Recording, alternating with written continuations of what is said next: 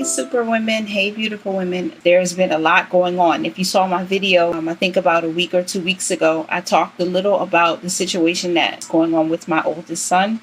And all of us are affected. Unfortunately, it's been difficult.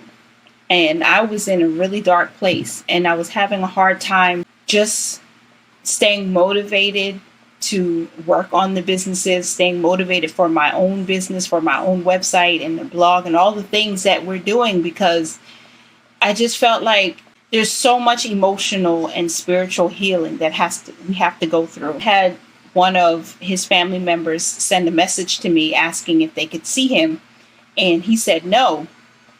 And I immediately became afraid, because if he's not comfortable, then I'm not going to force him, because he did go through something traumatic and now he's speaking up about it. And of course, the people that he thought would be on his side are not on his side.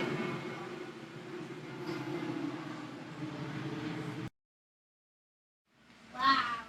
It hurts to go through something so traumatic and just challenging, and not to feel like you don't have your blood, your flesh and blood, your family to be on your side, to want to protect you, to want to help you grow and get through the difficult situation, get through the sadness and the fear and the anxiety.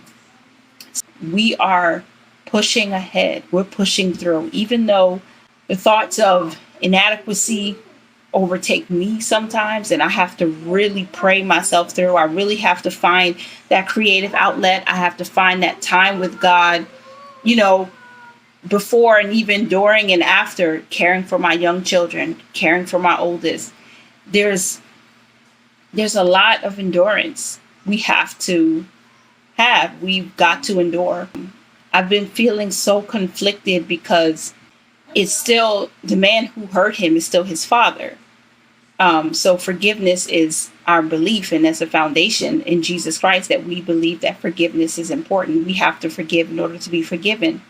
But forgiveness doesn't mean I will just let you in my life and you haven't healed and you haven't grown and you haven't matured.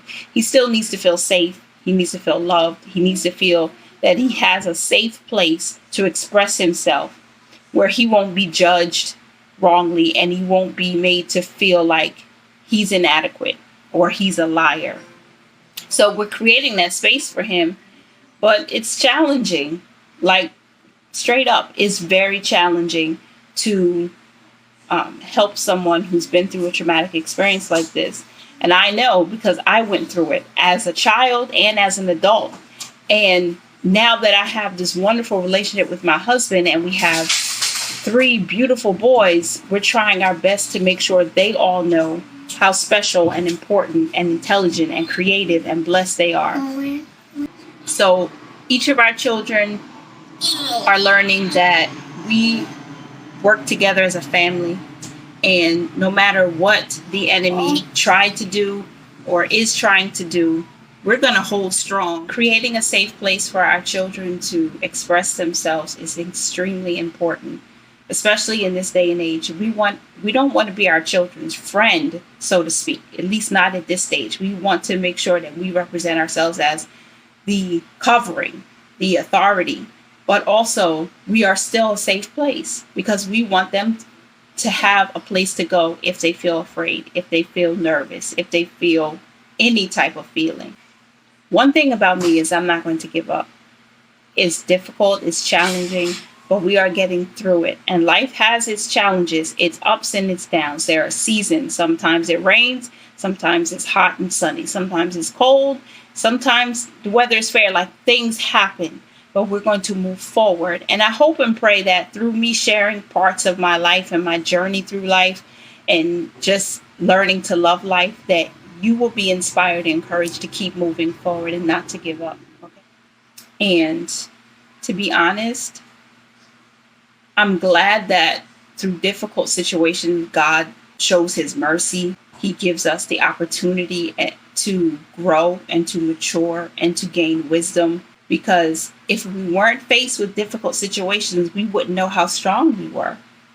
We wouldn't get the opportunity to get closer to God and to love each other. We don't get patience by just, like osmosis. Like, it truly has to be a situation that teaches us patience, and situations that teaches us grace and teaches us wisdom. Sometimes wisdom is silence. Sometimes there is a strength that comes when you go through something traumatic.